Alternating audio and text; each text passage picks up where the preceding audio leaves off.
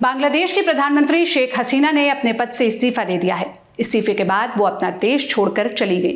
पूर्व पीएम हसीना का विमान ढाका से सीधे गाजियाबाद के हिंडन एयरबेस पर लैंड हुआ, जहां उनसे एनएसए अजीत डोभाल ने मुलाकात भी की।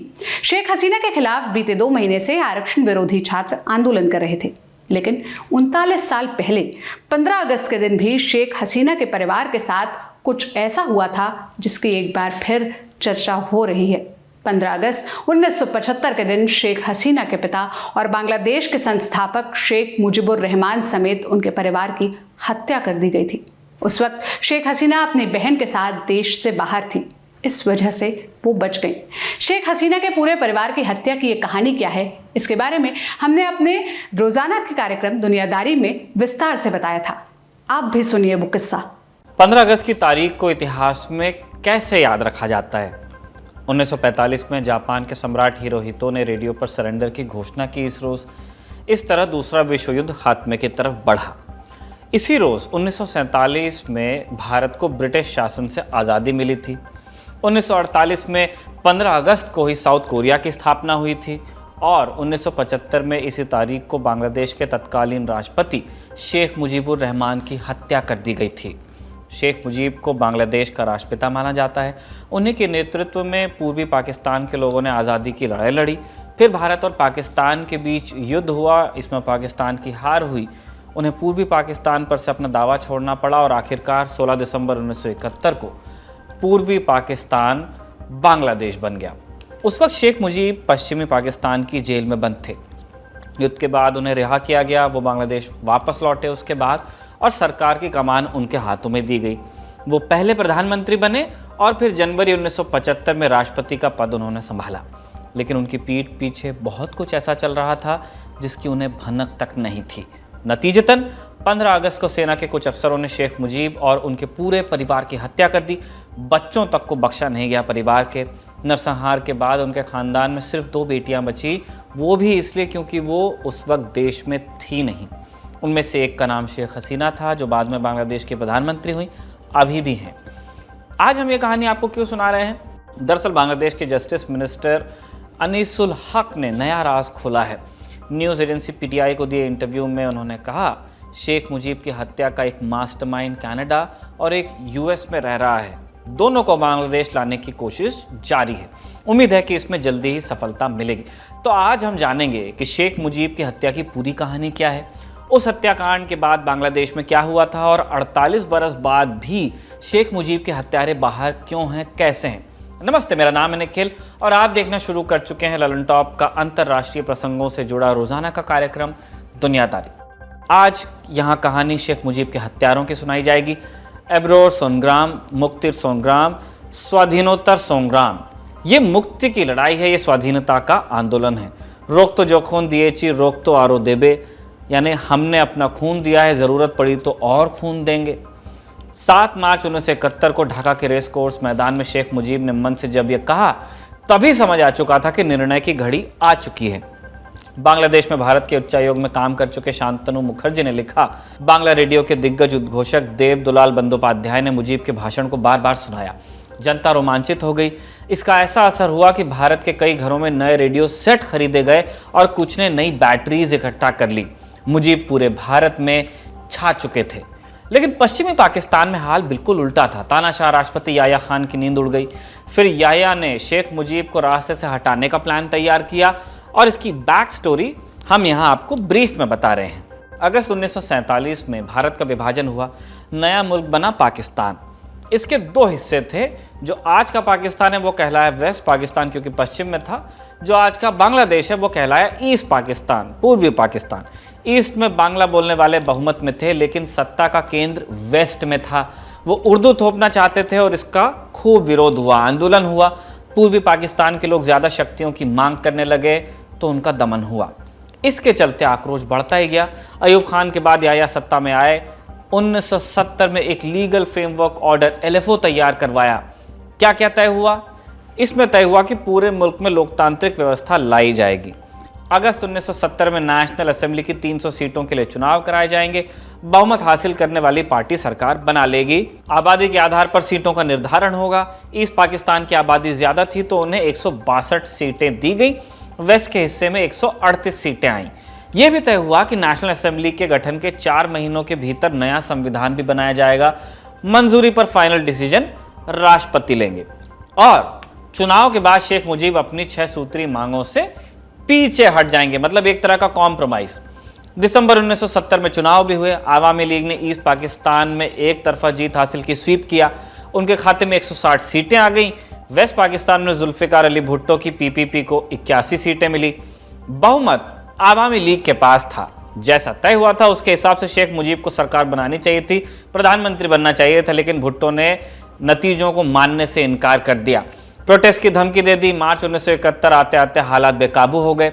नाराज मुजीब ने 3 मार्च को पूरे ईस्ट पाकिस्तान में बंद का ऐलान किया। उनकी पार्टी आवामी लीग के पास यही अंतिम रास्ता भी तब बचा था।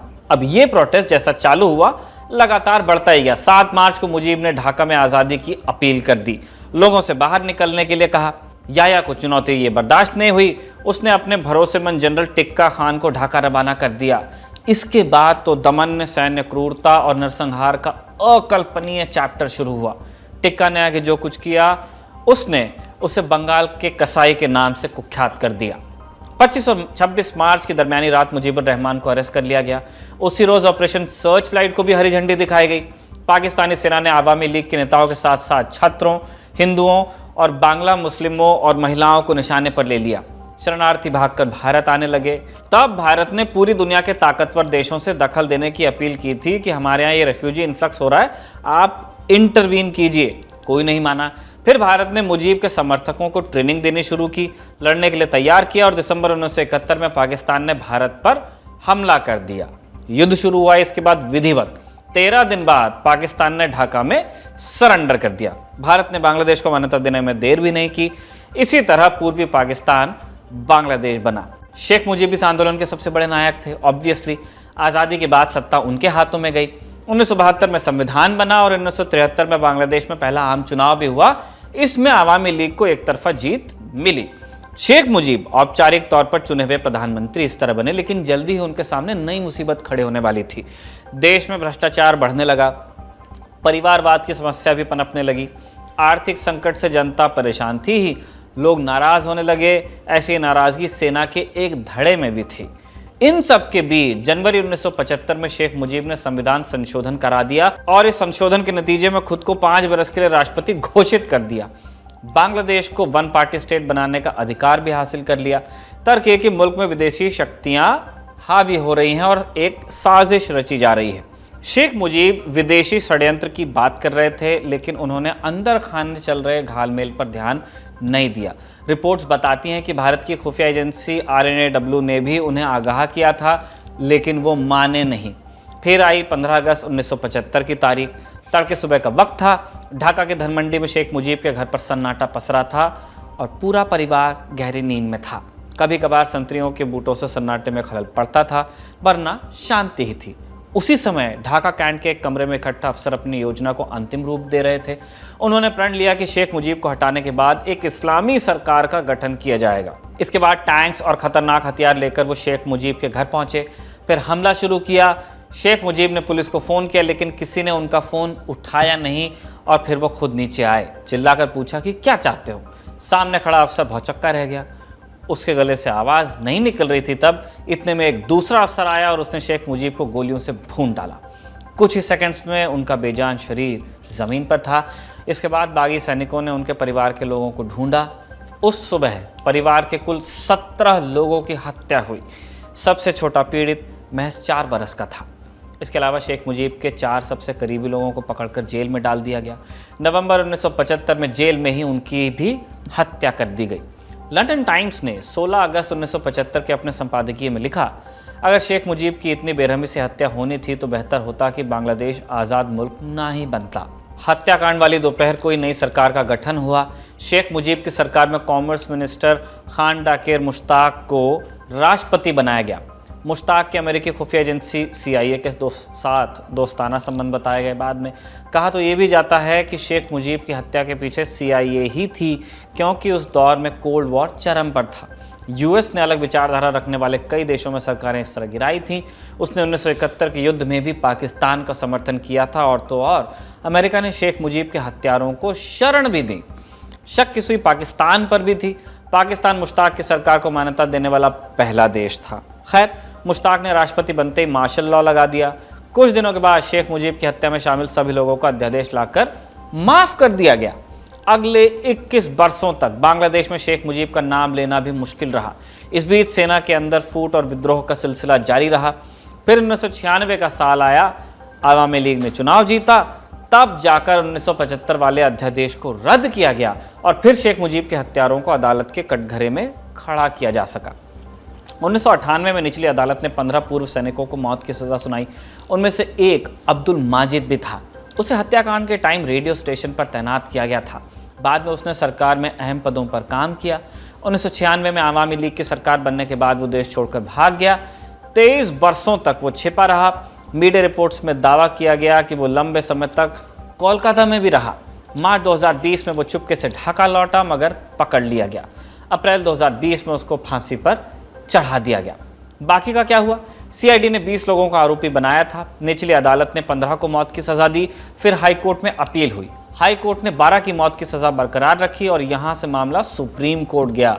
उस समय तक 6 विदेश भाग चुके थे, 1 की मौत हो चुकी थी, 5 जेल में थे। 2009 में सुप्रीम कोर्ट ने जेल में बंद 5 आरोपियों की सजा पर मोहर लगा दी और 2010 में 5 को फांसी दे भी दी गई। बाकी बचे अब 6। जैसा कि हमने पहले बताया, अब्दुल माजिद को 2020 में फांसी हो चुकी है। 5 हत्यारे अभी भी खुले घूम रहे हैं। द बिजनेस स्टैंडर्ड की रिपोर्ट के मुताबिक इनमें से 3 एक से दूसरे देश में सफ़र करते रहते हैं, ट्रैवल करते हैं। उनका स्थायी पता अभी मालूम नहीं चला है, क्योंकि वो बार बार जगह बदल रहे हैं। बाकी 2 के बारे में पूरी जानकारी उपलब्ध हो गई है। एक है नूर चौधरी, वो लेफ्टिनेंट कर्नल के पद से रिटायर हुआ था। नूर चौधरी फिलहाल कनाडा में है। दूसरे का नाम है राशिद चौधरी, वो भी लेफ्टिनेंट कर्नल के पद से रिटायर हुआ। राशिद अभी US में रह रहा है। राशिद ने 1976 में एक टीवी इंटरव्यू में शेख मुजीब की हत्या की बात स्वीकार की थी। कहा था कि हाँ, मैंने शेख मुजीब को मारा, हिम्मत है तो मुझे सजा देकर दिखाओ, चुनौती दी। मीडिया रिपोर्ट्स के अनुसार दोनों फिलहाल शरण की गुहार लगा रहे हैं, जबकि बांग्लादेश सरकार उन्हें वापस भेजने की अपील कर रही है। सबसे ज़्यादा मुश्किल कनाडा को लेकर आ रही है। कनाडा ने 1998 में अपने यहाँ डेथ पेनल्टी पर रोक लगा दी थी। वहां प्रावधान है कि अपने देश में मौत की सजा पाने वाले शख्स को प्रत्यर्पित नहीं किया जाएगा। इसका मतलब यह हुआ कि अगर कनाडा में कोई ऐसा शख्स है जिसे अगर प्रत्यर्पित कर दिया जाए, दूसरे देश को हैंडओवर कर दिया जाए और उसे वहां मौत की सजा होने की संभावना हो, तो उसे प्रत्यर्पित नहीं किया जाएगा। मतलब वो अपने हाथ खून से नहीं रंगते हैं कनाडा में। उनका सीधा लॉजिक है, आप फांसी देंगे तो हम आपको ये व्यक्ति नहीं दे पाएंगे। अमेरिका के साथ ऐसी कोई समस्या नहीं है। उसने 2007 में एक दूसरे हत्यारे को प्रत्यर्पित किया भी था, लेकिन राशिद चौधरी को लेकर कोई चर्चा नहीं हो रही है। आरोप लगाए जा रहे हैं कि राशिद CIA का करीबी था और इसी वजह से अमेरिका उसको वापस भेजने में ज़्यादा दिलचस्पी नहीं दिखा रहा है। दिसंबर 2021 में बांग्लादेश की प्रधानमंत्री शेख हसीना ने इस पर US को लताड़ा भी था। कहा था, अमेरिका में लोग हर वक्त न्याय, लोकतंत्र, वोटिंग के अधिकार और मानवाधिकार की बात करते हैं, लेकिन बंगबंधु के हत्यारे उनके देश में शरण लेकर बैठे हैं और अब वो हमें कानून, लोकतंत्र और न्याय पर ज्ञान दे रहे हैं।